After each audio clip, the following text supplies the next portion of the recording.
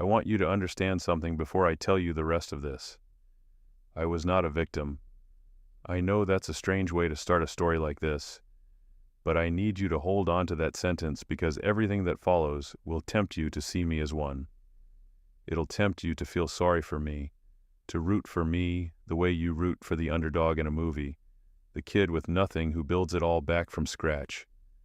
And maybe some of that is fair, maybe some of that is true, but if you reduce what I went through to a victim story, you'll miss the real cost of what happened.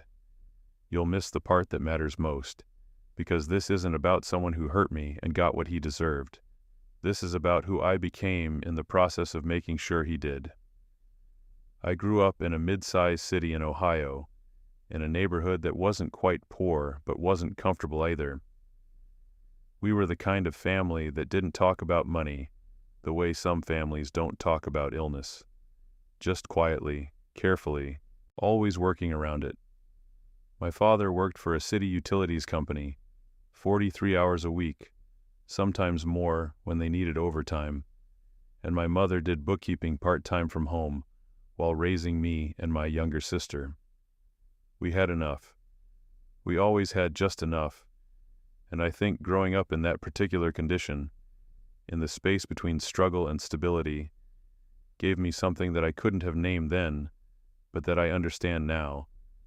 It gave me a specific kind of hunger, not desperation. Desperation makes you reckless. What I'm talking about is quieter than that. It's the hunger of someone who has seen what enough looks like and knows, somewhere in the back of their chest, that enough is not going to be enough. Basketball found me when I was 9 years old, or maybe I found it. I was never really sure which was true. My father had put up a cheap, adjustable hoop at the end of our driveway, the kind with the base you fill with sand, and one summer afternoon I just started shooting, not because anyone told me to, not because I had dreams about the NBA. I started shooting because the motion of it felt right in a way that nothing else did. The arc of the ball, the rotation, the small mechanical problem of angle and force and distance. I could spend hours on it without noticing the time. My father noticed before I did. He started coming out after dinner some evenings, not to teach me or correct my form, but just to watch. He didn't talk much, my father, but I could feel his attention as a kind of warmth.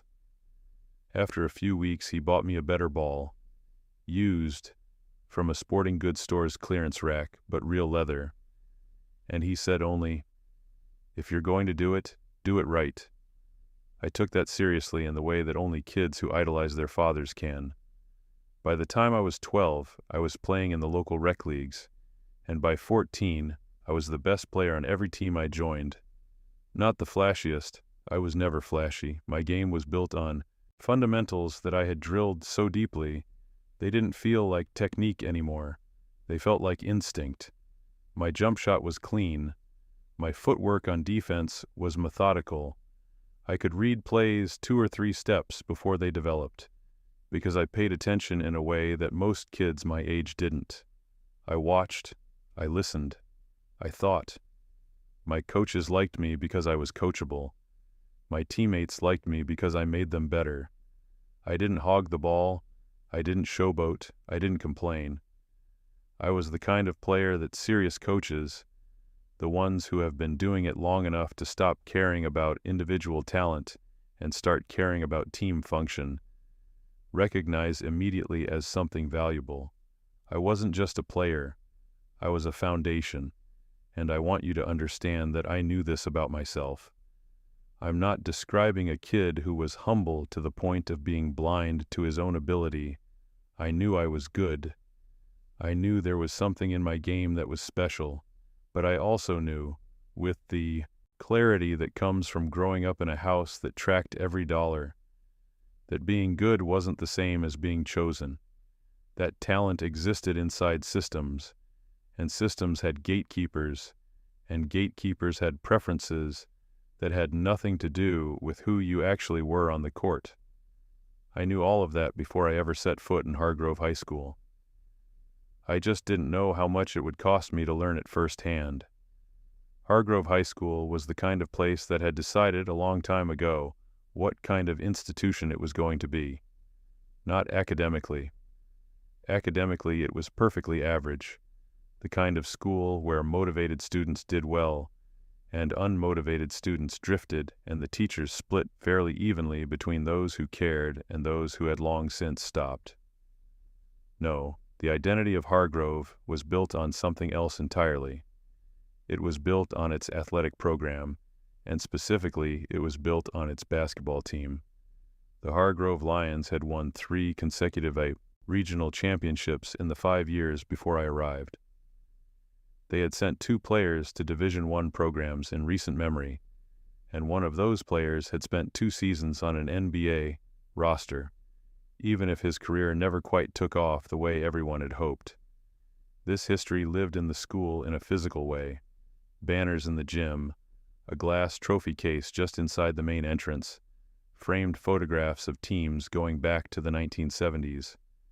The gym itself, which was newer than most of the rest of the building, had been partially funded by a booster organization run by local business owners who had graduated from Hargrove and wanted to keep the tradition alive. When I walked into the school as a sophomore, I'd spent my freshman year at a different school before my family moved. I understood immediately that basketball at Hargrove was not a sport, it was a culture. It was a hierarchy. It was the primary mechanism by which social worth was assigned and social access was granted. I understood this. I respected it even. I had grown up around organized sports. I knew how communities built themselves around athletic achievement. I had no problem with any of that. I had no interest in dismantling any of it. I just wanted to play. Tryouts were held in late October, and I showed up early, the way I always showed up early to things that mattered. The gym smelled like rubber and cleaning solution, and old sweat in a way that was strangely comforting to me. I laced up my shoes on the bleachers and watched the other players warm up, cataloging them the way I'd learned to catalog everything, methodically, without judgment, just information. There were maybe 40 kids trying out. Most of them I didn't know. A few I recognized from the hallways, and a few more I knew by reputation because at Hargrove, the players on the varsity team existed in a specific kind of visible way. And then there was Chad Gibson. I had heard his name before I ever saw him play. You couldn't be at Hargrove for more than a week without hearing Chad Gibson's name.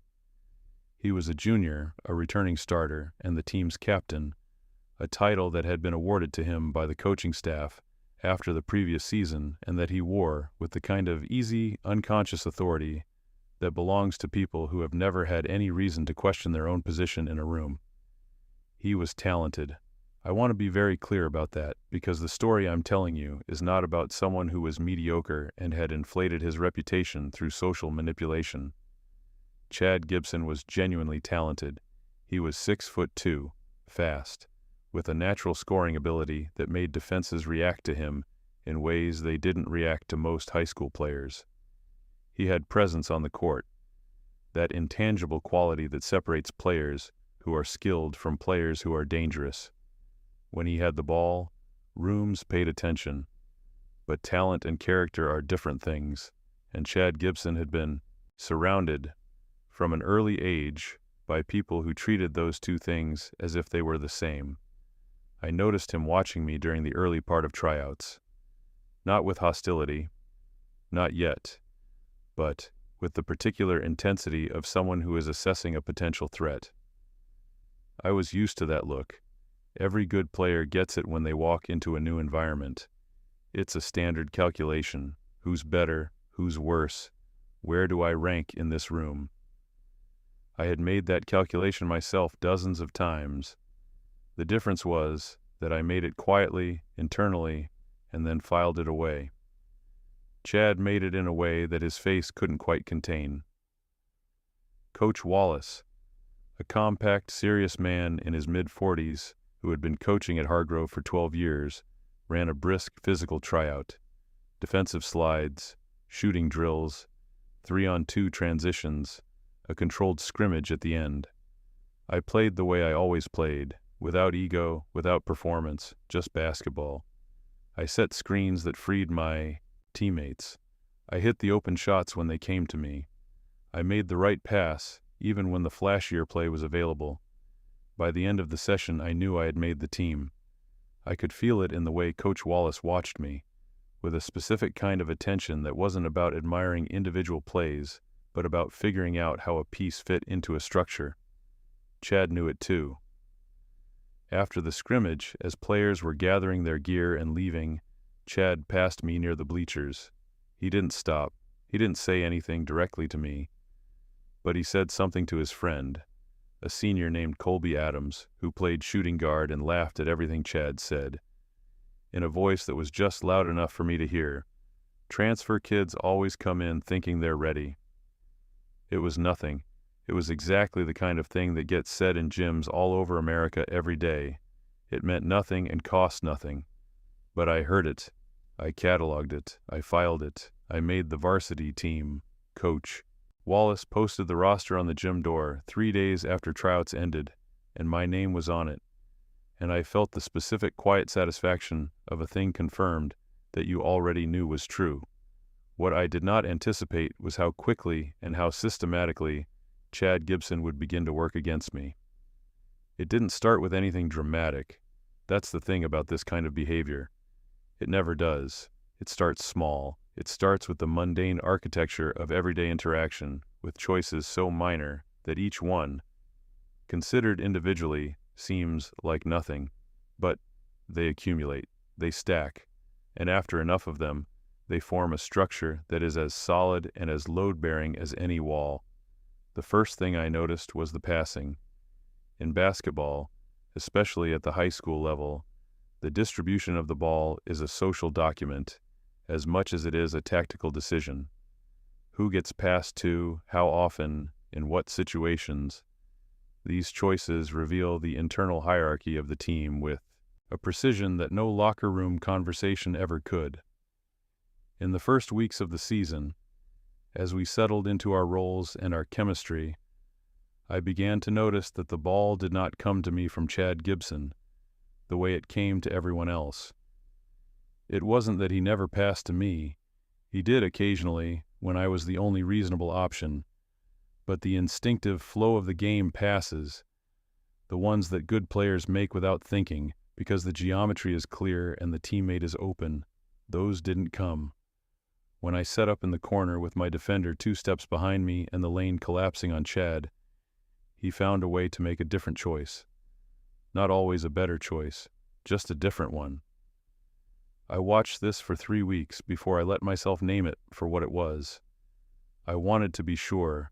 I wanted to make certain I wasn't constructing a grievance out of nothing, the way frustrated people do when they're looking for someone to blame for their circumstances. But 3 weeks of data was 3 weeks of data. The pattern was real. I stayed after practice one evening and approached Coach Wallace. I was careful about how I framed it. I didn't accuse Chad of anything, didn't characterize his behavior or his intentions.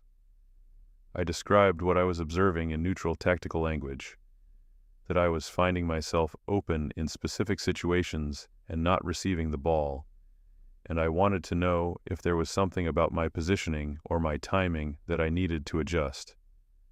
Coach Wallace listened. He nodded slowly. He said, "I'll look at the film." He looked at the film. The next week, he ran a practice drill, specifically designed to route passes through me, a drill about finding the open man, about trusting the geometry of the play. During this drill, Chad passed to me correctly and fluidly, the way a player does when the coach is watching. After practice in the locker room, I caught Chad watching me with an expression I didn't fully understand yet, but that I would come to know very well over the following months. It was the expression of someone recalibrating, someone who had assumed that a certain kind of pushback would not be forthcoming, and who was now adjusting his approach accordingly. The passing issue didn't go away after that. It went sideways. Chad became more subtle about it, more technically compliant, and more functionally obstructive in the same moment. He started using me in plays that looked, on paper and in the drill, like genuine integration. But in game situations, those plays always required him to make a final read that somehow never resolved in my favor. A redirect here, a change of direction there, each one defensible as an individual decision, each one part of an unmistakable whole. Meanwhile, the public component began. Chad had social capital at Hargrove in a way that translated directly into narrative authority. When he said something about a player, to teammates, to the lunch table that served as the social center of the athletic crowd, to the small outer orbit of students who hovered around that center, it was taken as credible. It became the accepted version of events. He understood this power intuitively, and he used it with the precision of someone who had been practicing for years. The narrative he began constructing about me was not aggressive. It wasn't bullying in the way that word usually gets used. There were no direct confrontations, no threats, no physical intimidation. What it was consistently reductive. After losses, which happened because no team wins every game, Chad would debrief with his social circle in ways that consistently emphasize my failures and minimize my contributions. A missed shot became a pattern. An off night became a character trait. And because he was the captain, because his account of what happened on the court carried the weight of authority, these characterizations found purchase. I began to hear things secondhand, the way that you always hear things secondhand in high school, through the filter of people who tell you what they're telling you, in a way that protects themselves while still transmitting the message. A teammate named Damon Chambers, who I had developed a genuine friendship with in the early weeks of the season, pulled me aside after practice one day and said, with the uncomfortable generosity of someone delivering bad news, "Hey, I just want you to know that Chad's been saying some stuff about your decision-making. I don't agree with it, but I think you should know it's out there." I asked him to be specific. He wasn't very specific. He was too loyal to his existing friendships to fully document what Chad was saying. But the outline was clear enough. I was being presented, in the dominant narrative of the Hargrove Lions basketball program, as someone who made poor choices under pressure, as someone who looked good in practice and disappeared in games, as someone who took care of himself at the expense of the team. Every single one of those characterizations was the opposite of the truth. I processed this the way I processed most things, quietly, internally, over a long period of time. I did not confront Chad. I did not go back to Coach Wallace with social complaints that would have sounded like insecurity or paranoia. I showed up to practice. I played my game. I let the court speak for me. This was my first strategic mistake, and I will come back to it. By November, we were deep in the regional conference schedule, and the team was doing well. We were 6-2, which was good enough to be in legitimate playoff conversation, and the local paper was running the kind of optimistic preview pieces that Hargrove's booster community fed on. Chad was getting most of the attention, which was not undeserved. He was the team's leading scorer, and he was playing with a confidence that, whatever its origins, produced real results on the court. My role was smaller than it should have been. I knew it. A few people who watched basketball with any seriousness knew it. But the public narrative and the social narrative had done their work, and I had become, in the general understanding of the program, a solid role player. Someone who was useful. Someone who was not a story. I had accepted this, temporarily, because I believed in the long game. I believed that if I continued to perform at my actual level, the recognition would eventually come. That patience was its own form of discipline, that I was building something, quietly, that would eventually be undeniable. What I did not account for was that Chad Gibson was not patient. The game against Riverside was our biggest of the regular season, a rivalry match that the school had been building toward since the schedule was released in August, a game that would significantly affect our playoff seeding, and that the entire community, from the administration to the booster clubs to the local media, was treating as a referendum on the program's health. The gym would be sold out. There would be scouts in the building from 2 regional Division I programs, looking at Chad and looking at 2 of our seniors. That week in practice was different. The intensity was higher than anything I had experienced at Hargrove.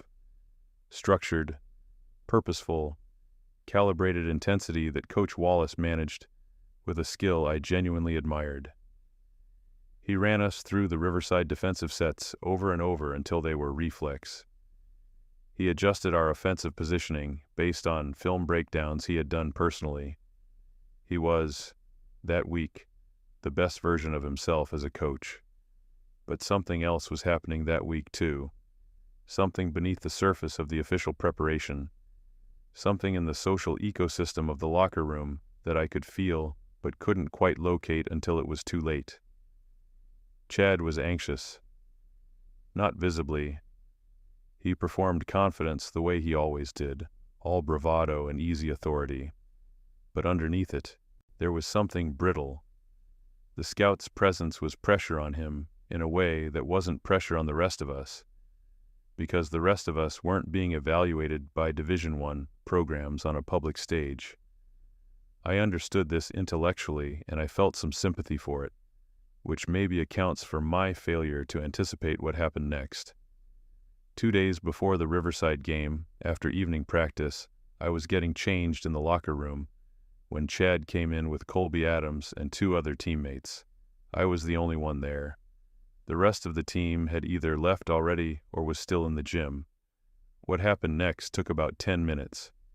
Chad began by saying something casual, something about the upcoming game, something about how important it was for everyone to stay in their lane and not try to do too much. The comment was directed at no one in particular, which is how those comments always start. General enough to be deniable, specific enough to be understood.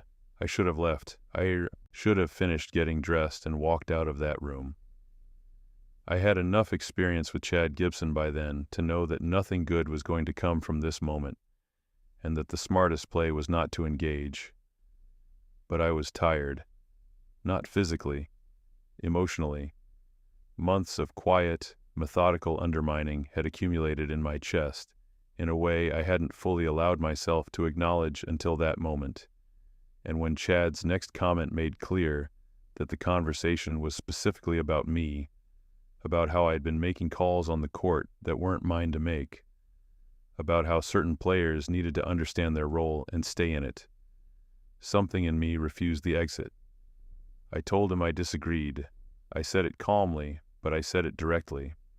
I told him that from my vantage point on the court, I had been open on multiple occasions in the last several games, and that the ball hadn't come to me, and that if we were going to talk about role clarity, that was something that needed to be part of the conversation.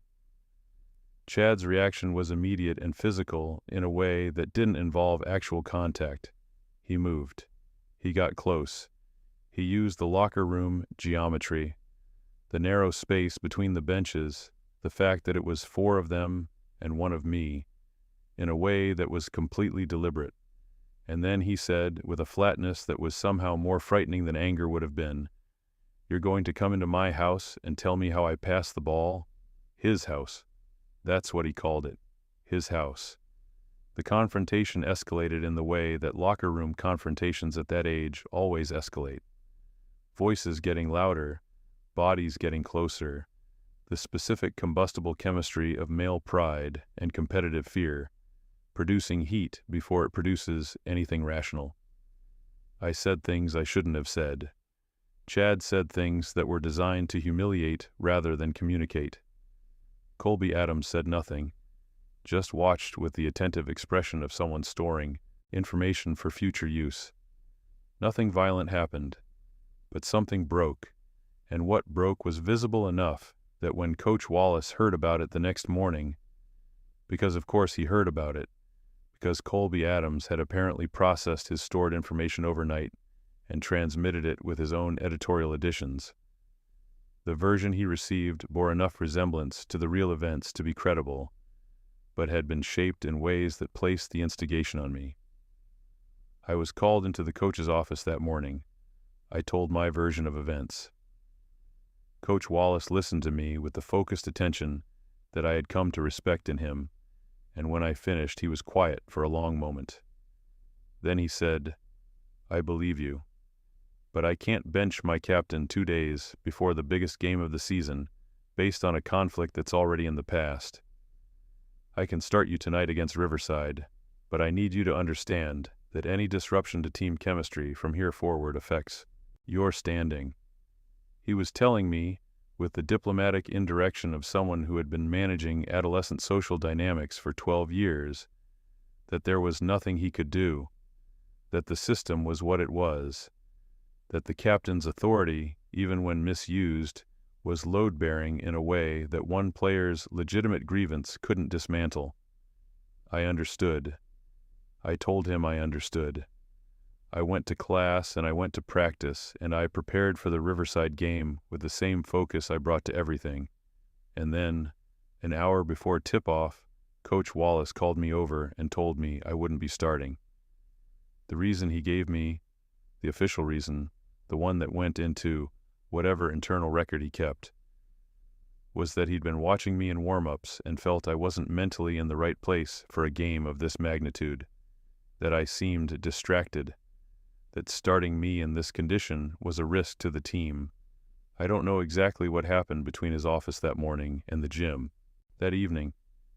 I never found out the full architecture of it.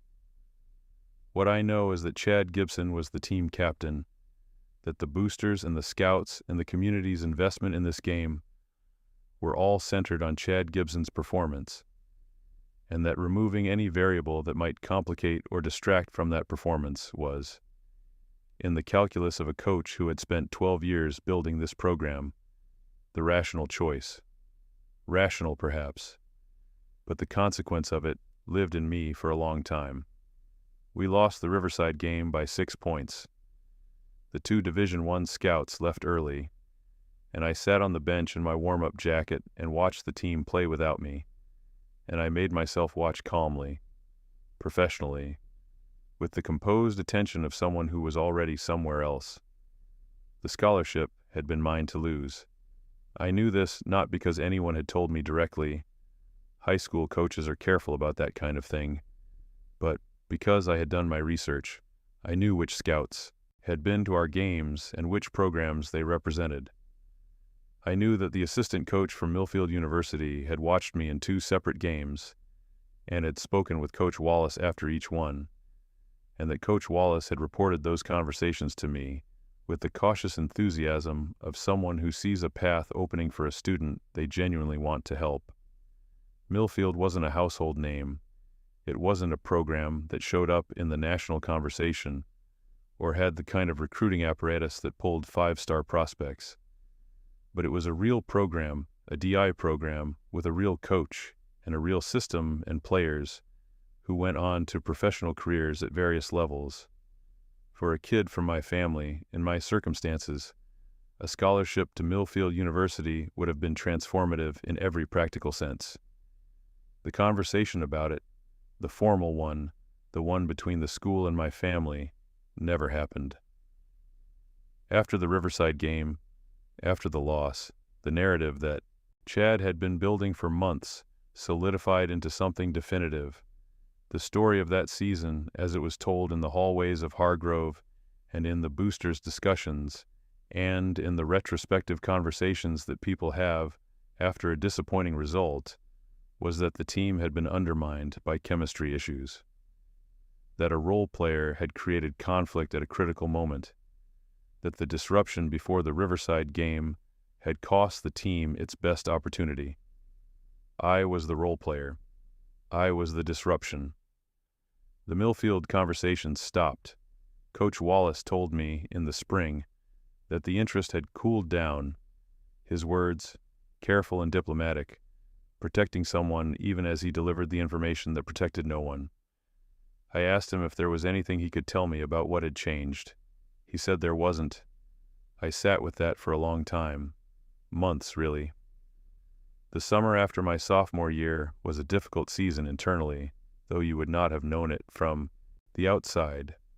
I worked my job, stocking shelves at a grocery store 2 evenings a week, and I practiced basketball on my own, on the driveway with the adjustable hoop and on the public courts 3 blocks away. And I thought about what had happened and what it meant and what it was going to cost me. My junior and senior years were a form of quiet purgatory. I played.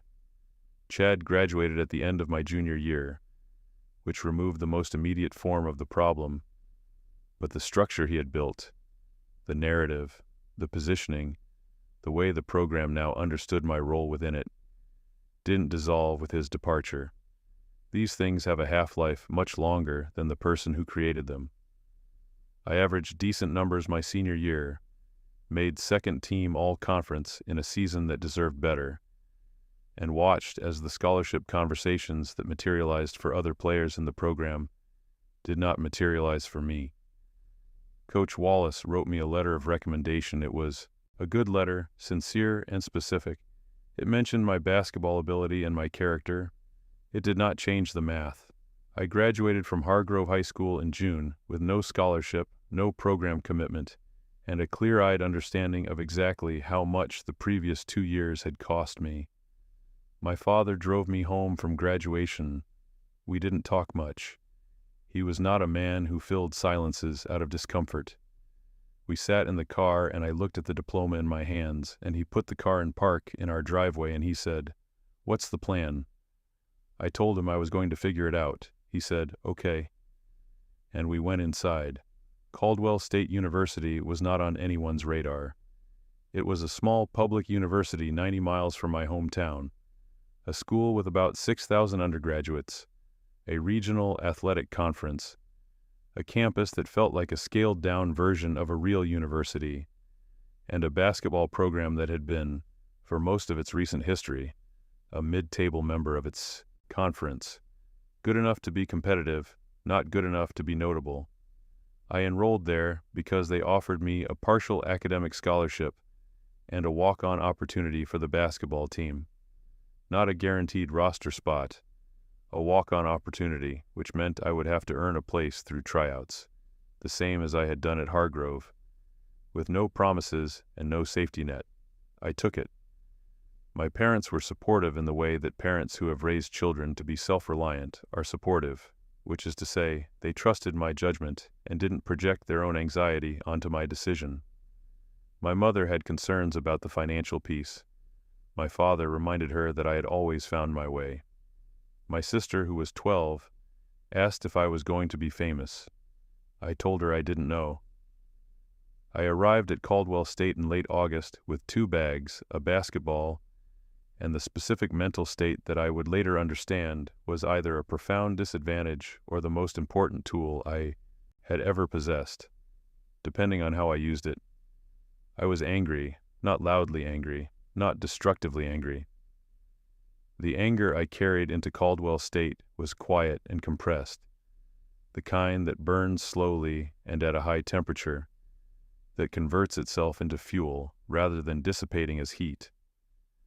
I had spent 2 years being told, in every indirect and deniable way available to an institution, that I was less than I was. I had watched a scholarship disappear because of a conflict I hadn't started and a narrative I hadn't controlled. I had graduated with nothing to show for 2 years of consistent, disciplined effort, except a second-team all-conference citation that would mean nothing to anyone who wasn't already in the room when it was announced. I was angry about all of it, and I had made a decision about that anger. I was going to use it. Walk-on tryouts at Caldwell State happened in mid-September, after the scholarship players had already reported and begun preseason training. There were 9 of us walking on, competing for 2 open spots on the roster. The head coach, a deliberate, intellectually serious man who had come to Caldwell State after a decade as an assistant at a mid-major program, watched the tryouts from a folding chair at half court, taking notes on a clipboard, rarely speaking. I don't need to tell you how the tryout went. You already know. I made the team. What I am about to describe covers a period of approximately 3 years. I'm going to resist the temptation to summarize it, because the thing I need you to understand about this period is its texture, the specific daily quality of it, the way it felt from the inside. Because if you don't understand the texture, you won't understand what came later. You'll think the later part was inevitable, or lucky, or the natural result of talent finally getting its due, and it was none of those things. It was the result of work that most people are not willing to do. I was on the floor every morning at 5:30, not every morning except weekends, not every morning except when I was tired or sick or the social circumstances of the night before had run late. Every morning, 5:30. The practice gym was locked until 6, so the first 30 minutes were in the hallway outside it, working on footwork, on conditioning, on the specific individual mechanics that I had identified as the gaps in my game. By the time the gym opened, I was already warm and already focused, and I used the hour before the scholarship players arrived to work on things that required the court to myself, shooting off screens, working on my mid-range mechanics, practicing the catch-and-shoot timing that had been deteriorating because I wasn't getting the ball often enough in games. At Hargrove, my game had been shaped by Chad's refusal to pass to me into something smaller than it actually was. I had adapted to limited touches, to being the fourth option in plays designed to produce a different outcome. I had gotten good at doing a lot with a little, but the version of myself that had survived at Hargrove was not the version of myself that was going to thrive at the next level. I needed to expand, to rebuild, to reach back to the player I had been before the years of systematic minimization and recover what had been compressed. This took time.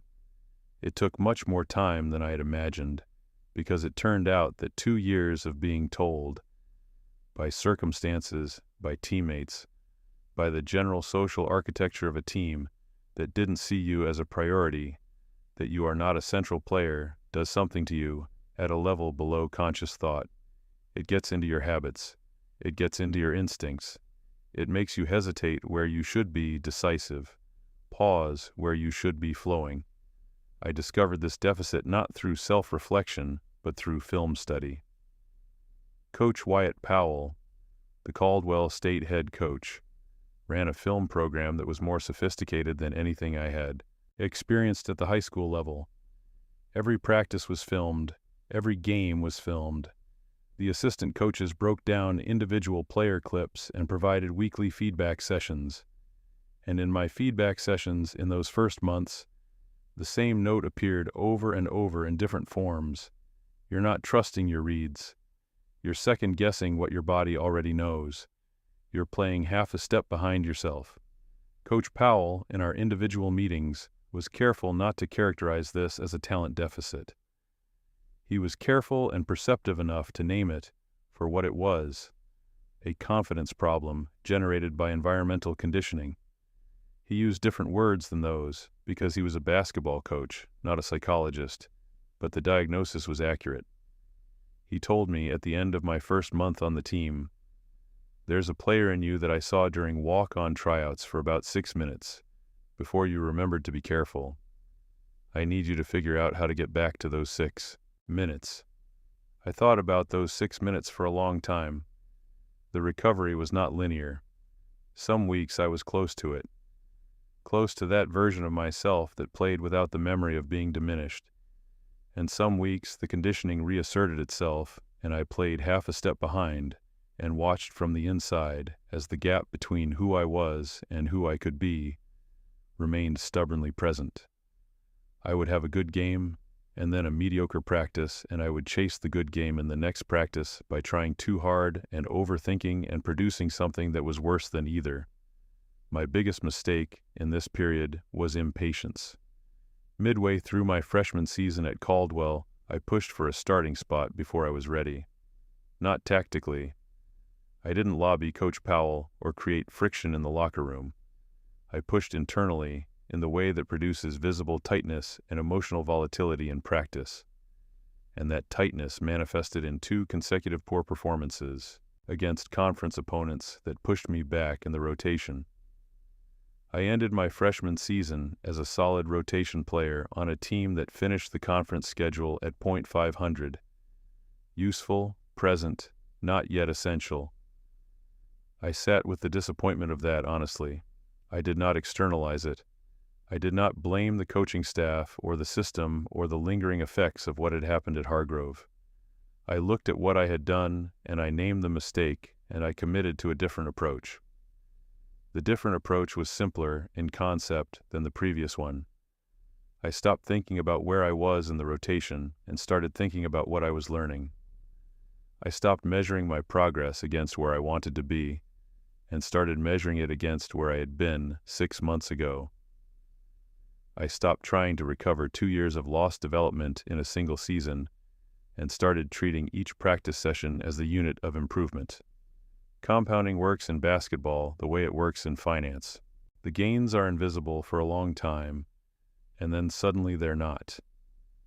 Sophomore year was different in quality. I can't point to a single thing that changed. It wasn't a revelation or a turning point of the kind that gets dramatized in sports films. It was the organic result of the accumulated work of the previous 12 months, manifesting in a way that my body had finally, fully internalized. The hesitation was less.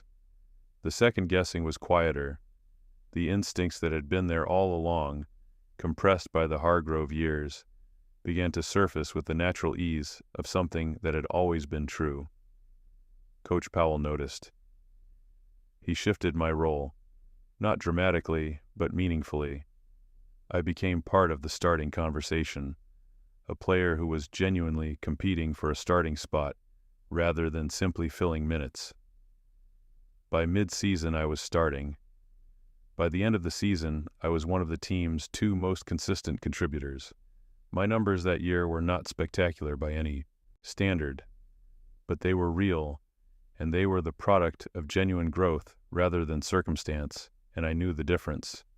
More importantly, something changed in the locker room. The way my teammates related to me shifted in the subtle but unmistakable way that it shifts when a player earns rather than assumes a central role. The tone changed. The ball found me in ways that felt collaborative rather than obligatory.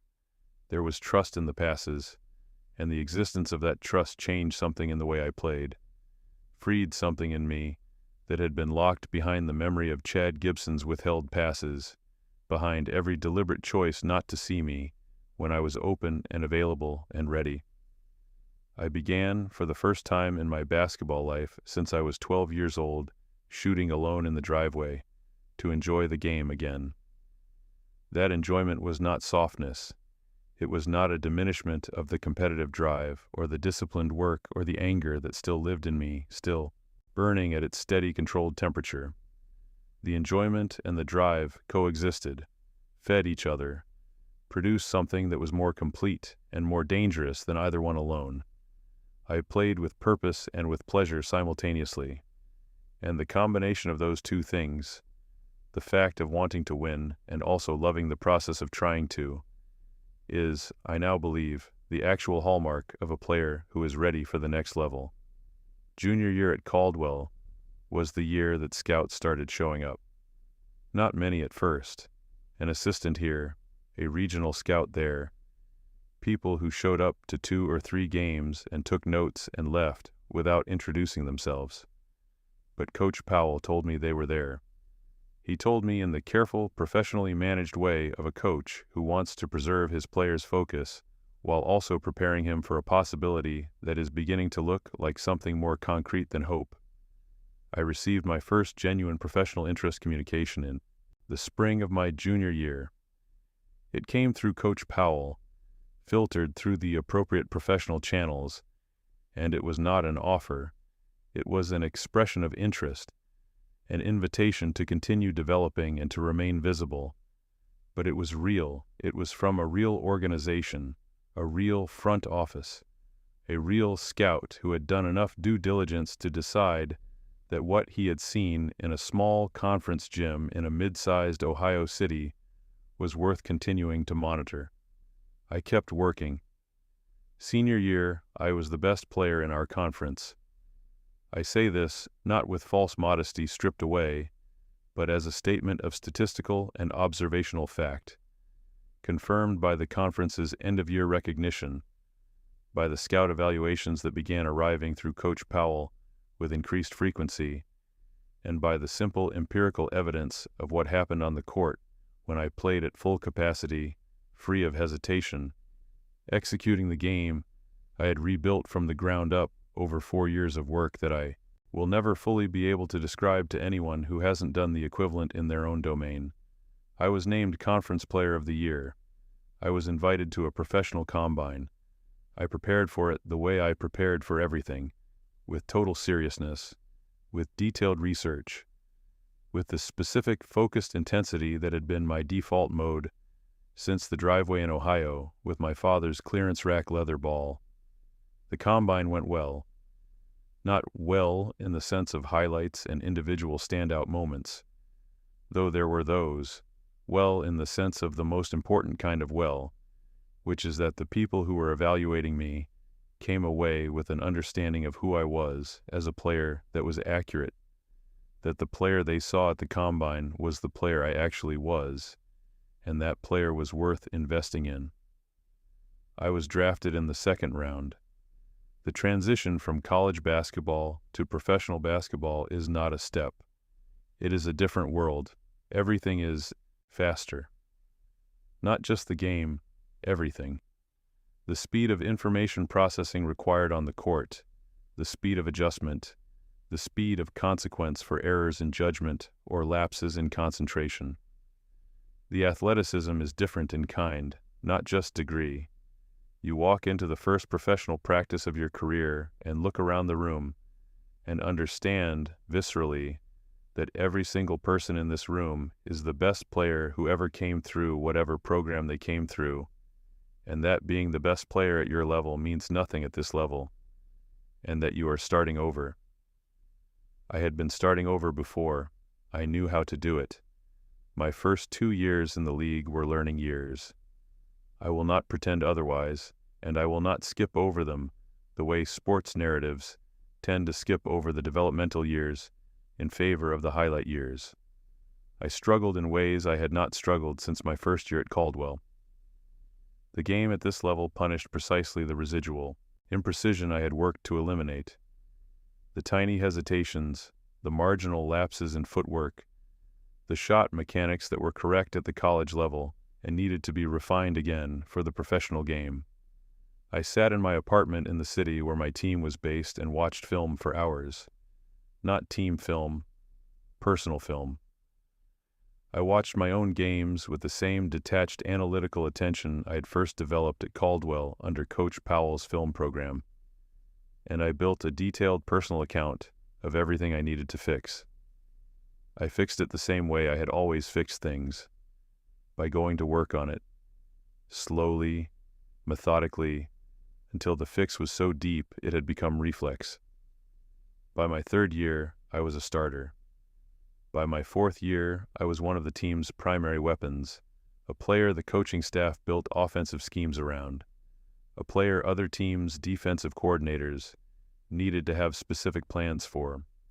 By my fifth year, my contract was in a category that, to my family, represented a form of abundance they had never planned for, that my father, who still worked his 43 hours a week at the city utilities company, found genuinely difficult to process. My name was in sports headlines. Not every day, not in the breathless perpetual media cycle that surrounds the truly elite tier of the league. I was not that, and I knew the difference, and it never bothered me, but consistently, meaningfully, the kind of headlines that come from being genuinely good, from being someone that the sports professional class respects, because they have seen firsthand what the work looks like. I bought my parents a house, not an extravagant house. They would not have accepted extravagance, and I understood their relationship to money too well to try to impose something that would have made them uncomfortable. but a good house in a good neighborhood, with a yard and a garage and a kitchen that was larger than the one my mother had done bookkeeping in for 15 years. My father walked through it when I first showed it to them, and ran his hand along the countertop in the kitchen and didn't say anything for a while. Then he said, "This is good work." It was the highest praise I'd ever received. The life I was living in those years had a quality that I want to describe carefully, because it is easy to misrepresent. It was not triumphant. It was not the feeling that gets portrayed in the montage moment of a movie, the swelling music and the crowd shot and the hero's realization that they have arrived. It was quieter than that, and more complicated, and textured in ways that I didn't always know how to feel about. The work had changed me, I knew this. 12 years of the particular kind of focused, disciplined, anger-fueled development I had gone through had produced a player who was real and valuable and respected. But it had also produced a man who was, in many of the ways that matter outside a basketball court, not entirely accessible, not cold, exactly, but contained, careful in a way that preceded my judgment, a way that had been installed by years of experience in which openness had been exploited and trust had been weaponized. I had close teammates. I had people I genuinely liked and respected, but the depth of my relationships existed in a particular range, wide enough to be functional and warm, bounded enough to be safe. The anger that had powered the work had burned cleanly, but like any sustained combustion, it had left a residue. I noticed this about myself without alarm, most of the time. I had made a choice, or maybe a choice had been made for me, and I had ratified it along the way. Either way, the results were what they were. I was the leader of a professional basketball team. I was respected, trusted, taken seriously. I had built from nothing, twice over, the kind of competitive standing that people spend careers chasing. And somewhere in Ohio, Chad Gibson was not doing any of those things. I want to be careful here, because I am aware that what I'm about to describe could be read as satisfaction, and it is not satisfaction. Or, if it is satisfaction, it is the complicated, compromised kind that tells you more about the cost of having wanted something for so long than it tells you about the justice of receiving it. Chad Gibson's career had peaked at Hargrove High School. This is not something I constructed. This is not an interpretation I'm imposing on facts that could be read another way. This is what happened. He had been recruited by a mid-major Division I program after his senior year at Hargrove, on the strength of his regional championship run and the statistics that came from a team shaped specifically to showcase him.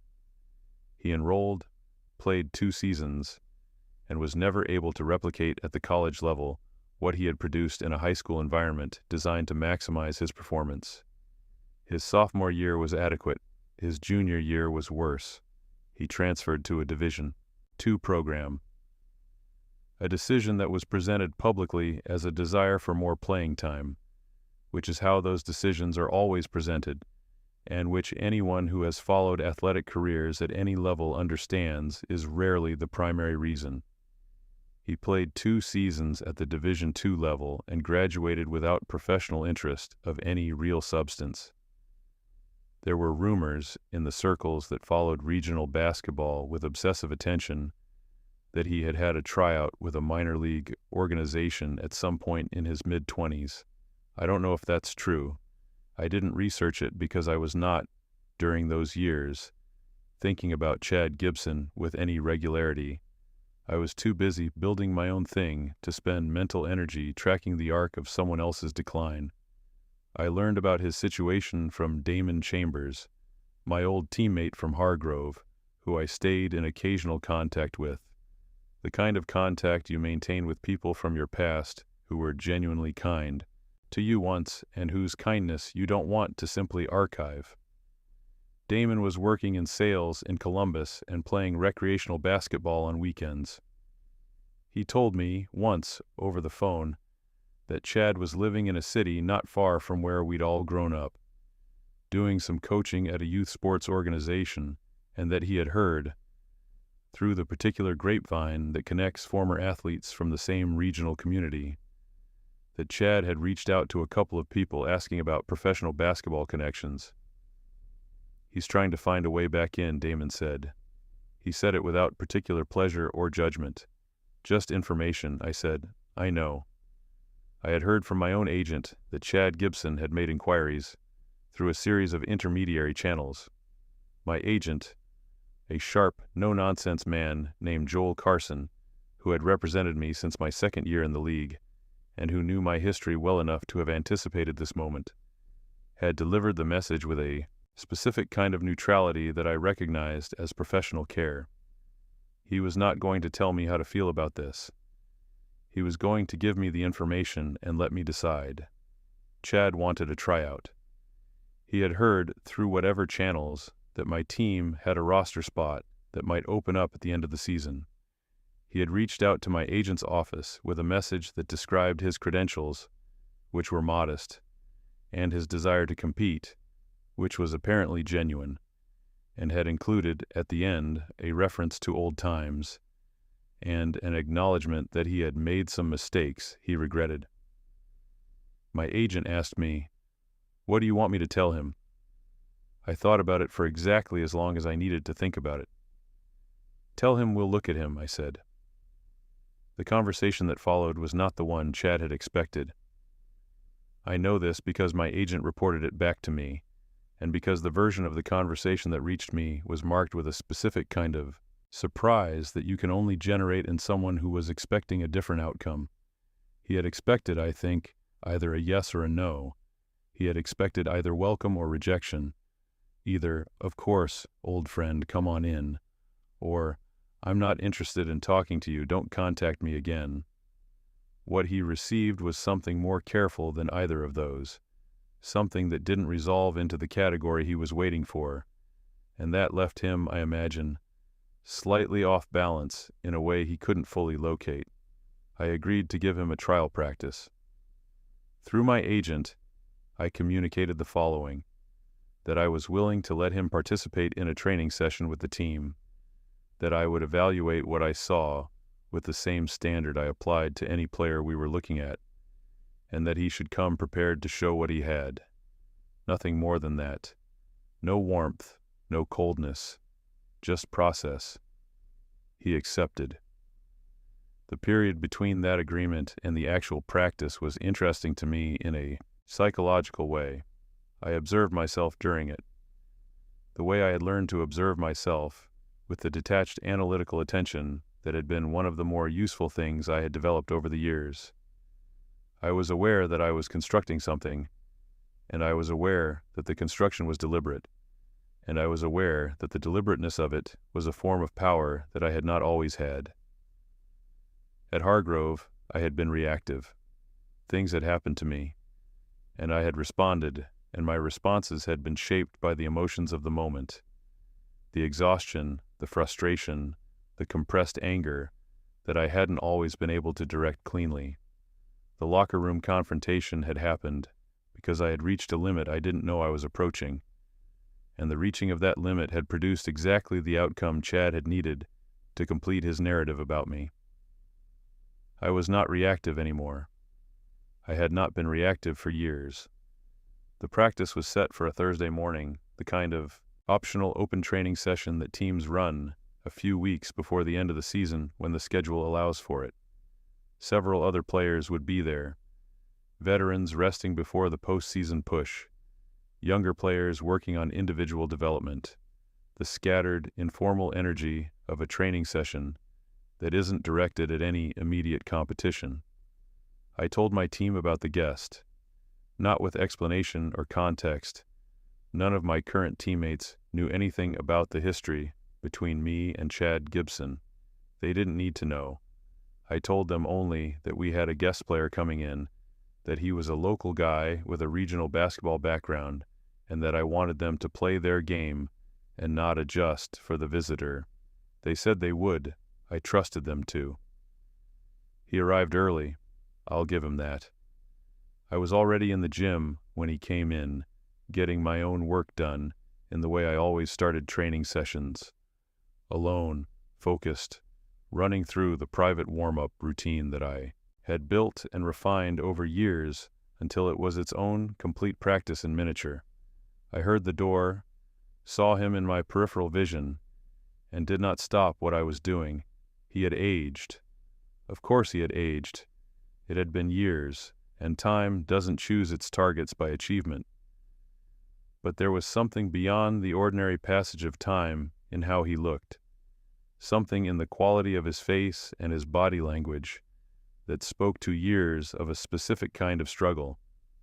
Not physical struggle, the other kind. The kind that comes from carrying the distance between who you expected to be and who you actually became. He crossed the court and extended his hand, and I shook it and said it was good to see him. I meant neither part of that sentence in the way it typically gets meant, but I said it cleanly, without edge, without the kind of tension that would have telegraphed anything to anyone watching. He said it was good to see me, too, and there was something in his voice, a quality of managed humility that I recognized as the performance of someone who had rehearsed this moment and was executing the rehearsal. He commented on the facility. He commented on the team's recent season. He was doing what people do when they're in a context that makes them nervous and they're covering it with social behavior. I let him cover it. I said, "Get warmed up. We'll start in about 20 minutes." The other players arrived gradually. My team, the ones who showed up to optional Thursday sessions, were the ones I trusted most, the ones who were there because they wanted to be, filtered in, and went through their own warm-up routines with the particular professional quiet of experienced athletes. They noted the guests the way you note any new presence in a familiar space. Brief, calibrating attention, then back to work. Chad worked hard in the warm-up. I watched without appearing to watch, the way I had learned to watch. His mechanics were decent, not polished in the way that comes from sustained professional development, but the underlying athleticism was real. The instincts were genuine. He had been a talented player.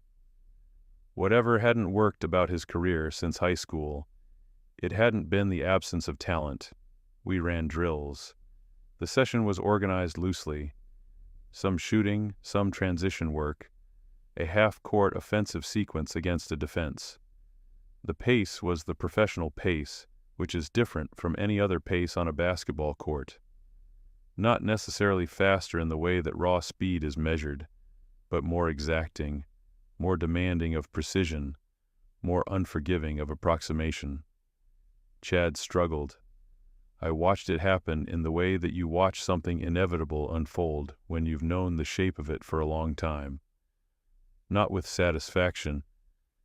I want to return to this point because I keep coming back to it, but with something more complex, with the recognition of a truth that had always been true but was now being made external and visible. In a gym full of professional athletes, he couldn't keep up with the chemistry, not the physical pace specifically. His body was still capable of the baseline requirements. It was the chemistry that defeated him. The game at this level is built on language, a vocabulary of movement and timing, and spatial awareness that is developed through years of playing within systems, of being held to standards, of being corrected and retested and corrected again, until the language is fluent. Chad had not had those years. He had had the years he had had, and those years had produced a player who was comfortable being the best in the room, who had built his game around the presumption of primacy, who had never been required to subordinate his instincts to the collective logic of a system operating at a level beyond his. The ball left him in the wrong moments.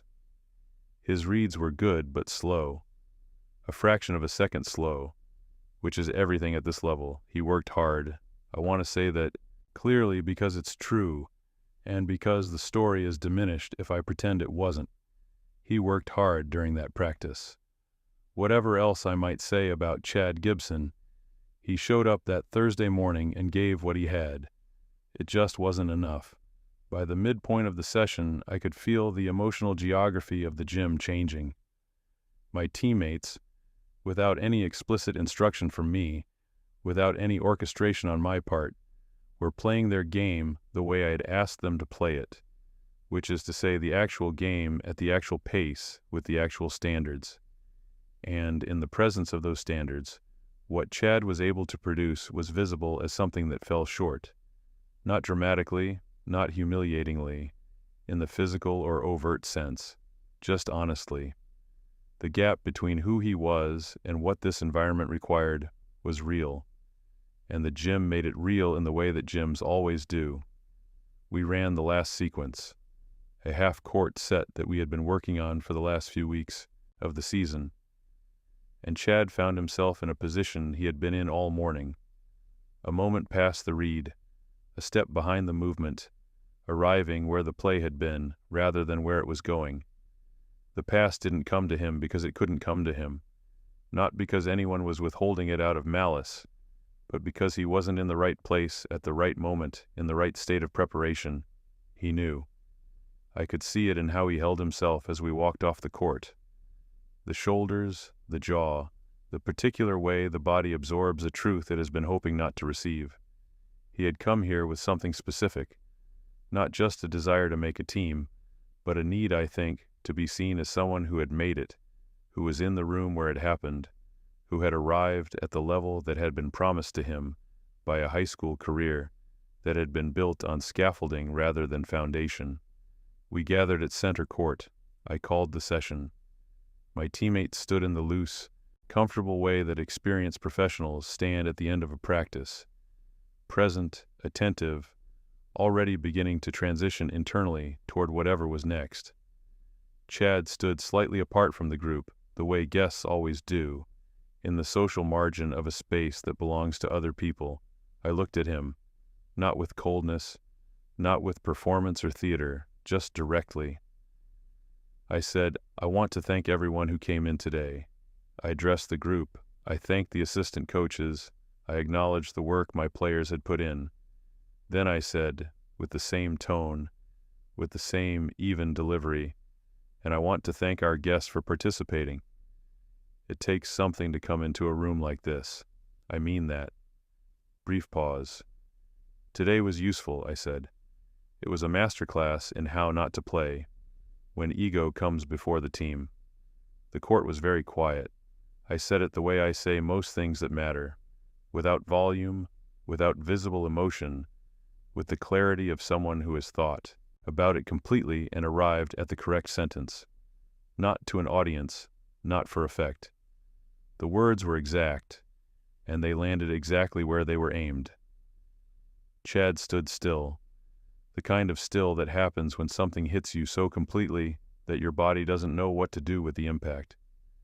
His face did something complicated, the rapid internal processing of a man understanding, in real time, that the room he had walked into was not the room he had thought it was, that the opportunity he had been invited to audition for was not the opportunity it had appeared to be, that the invitation itself had been the message. I watched him understand this, and I felt the thing I felt, and I turned to my team and said, "Good work today," and we broke up and went our separate ways. Chad left the gym without saying anything to me. I heard the door close. The day after the Thursday practice, my agent asked me if I wanted to communicate anything formally about the decision. I told him, no decision needed to be communicated. The practice had spoken for itself. He said, he might reach out again. I said, he won't. I was right, he didn't. The season continued. We made the playoffs. We lost in the second round, in a series I still think about in terms of the adjustments we should have made in games 3 and 4, the small strategic decisions that compound into outcomes at the highest level of competition.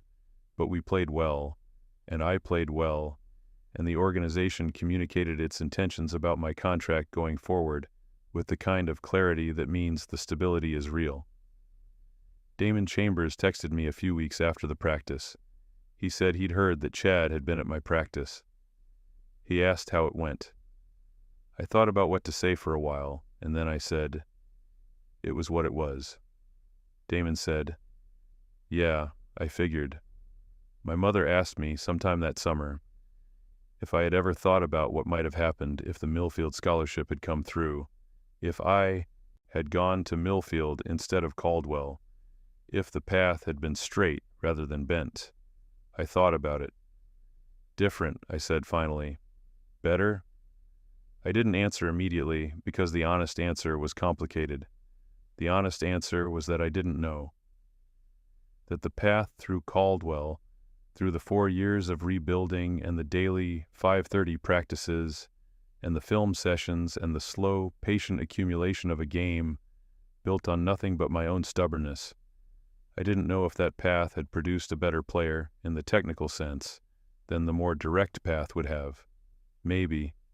Probably not. Maybe the version of me that went to Millfield with the scholarship and the early institutional validation would have had more time and resources to develop and would have arrived at the professional level in better shape. Or maybe not. Maybe the grinding of the path I'd actually taken had produced something in me that the easier path couldn't have. Some depth of resource, or resilience, or rage-turned engine that the smooth road doesn't generate. I didn't know. I still don't. What I knew was that I was here, that I had made it on my own terms, from my own resources, through my own work, and that no one, not Chad Gibson, not Hargrove, not the institutional machinery that had decided I was less than I was, had been able to stop that. They had bent the path, but they had not closed it. I knew that. And I held that knowledge the way you hold something that has weight, that cost you something real to acquire. I told you at the beginning of the story that I wasn't a victim. I told you to hold on to that. Here's what I mean. The version of me that exists now, the professional athlete, the team leader, the man who stood at center court and said what he said without raising his voice, is a real version of me. It's not a constructed persona or a performance. It is who I actually am. But it's a version of me that was made under specific conditions, shaped by specific forces, and those conditions and forces took things from me as they built me. The cost of becoming this was real, and it was paid in currency that I didn't always choose to spend. I'm harder than I was. Not harder in the way that athletes get hard from physical training. That's a different kind of hardness. A structural one, built into the body in ways you can measure. I'm talking about the hardness that develops in a person who has been training themselves not to be hurt since they were 16 years old. The protective compression of experience that starts as a response to specific events and gradually becomes a characteristic of personality. I have fewer close relationships than most people my age. This is not because I'm unlikable. I know I'm not unlikable. The social evidence of my life is clear on this point. It's because I am, at some fundamental level, difficult to fully reach. I learned, at Hargrove, in the most formative years of my social development, that people who get close to you can be used against you, that teammates are also agents in competitions that have nothing to do with the game being played. I learned to be warm and to be distant simultaneously, to occupy the social space of a locker room or a team dinner with genuine good cheer while keeping the real interior somewhat back, somewhat protected. There are nights when I feel the cost of this more clearly than others. Nights after games, in the quiet of a hotel room in whatever city we're playing in, when the work is done and the adrenaline is receding and there's no film to study and no drill to run and no way to convert the feeling in my chest into something productive. Those nights I am aware of the trade I made, or that was made for me, and I sit with it. The anger that powered everything, the anger that I converted into fuel, that I refined into discipline, that became the engine of every early morning and every extra hour and every season of slow, patient, compounding work. I want to tell you that it's gone, that I burned through it clean, that the fire consumed its fuel completely and left nothing behind. But that would be the version of the story that wraps up neatly, and I promised you the real one. It's quieter than it was, much quieter. There are long stretches of time, weeks, sometimes months, when I don't feel it at all, when the work and the life I've built are sufficient and present and full, in a way that leaves no room for the older thing. But it doesn't leave entirely. It lives in the particular way I respond to being underestimated, which is always the same way, with a quality of controlled attention that the people around me have learned to recognize as serious. It lives in the way I lead my team, which is with a demand for precision and accountability that is, at its root, about something older than any professional basketball strategy. I don't know if this makes me a worse person than I would have been without any of it. I genuinely don't. The question feels abstract to me in a way that more personal questions don't, because I can't construct the counterfactual self clearly enough to make the comparison real. The self I have is the only one I have access to. What I can tell you is what it feels like to have built something under those conditions, to have come out the other side of everything I came out the other side of, and still be standing on a professional basketball court, being respected by peers who are among the best in the world at what they do. It feels like something. I don't have the right word for it, and I've been searching for the right word for years. It's not pride. Pride is too simple. It's not satisfaction. Satisfaction implies a completion that I don't feel. It's more like the feeling you get when you look at something you built with your own hands, something that stands in the world and holds its own weight and does what you designed it to do, and you know exactly what went into it, every nail, every calculation, every hour of work in the cold, and you also know that no one can ever take that knowledge from you. No one can revise it or reframe it or construct a different narrative around it. I built this, from Caldwell State to the professional combine, to a starting spot on a team that competes for the playoffs.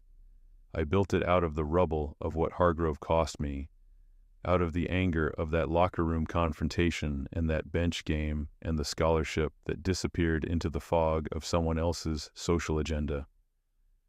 I built it out of 5:30 mornings and film sessions and the patient, grinding, unsexy work of becoming someone who deserved what he had.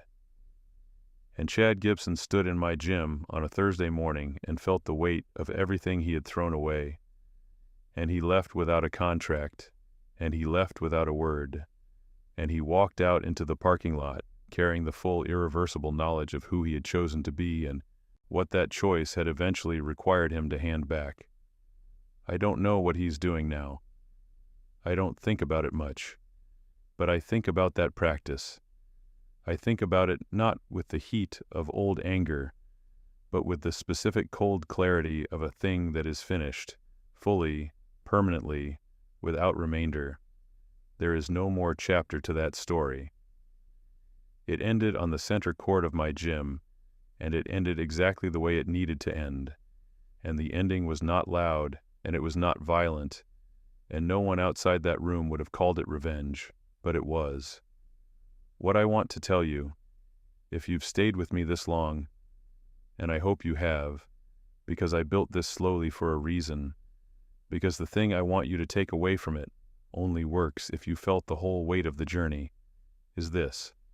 The most dangerous thing you can do to a person who underestimates you is make them understand, years later, that they were wrong, not by telling them, not by confronting them with the list of your grievances and their failures, but by becoming, methodically and relentlessly, and with complete disregard for their narrative about you, exactly who you always were, and making sure that the gap between who you are and who they thought you were is too large to ignore when they finally stand in the room with you.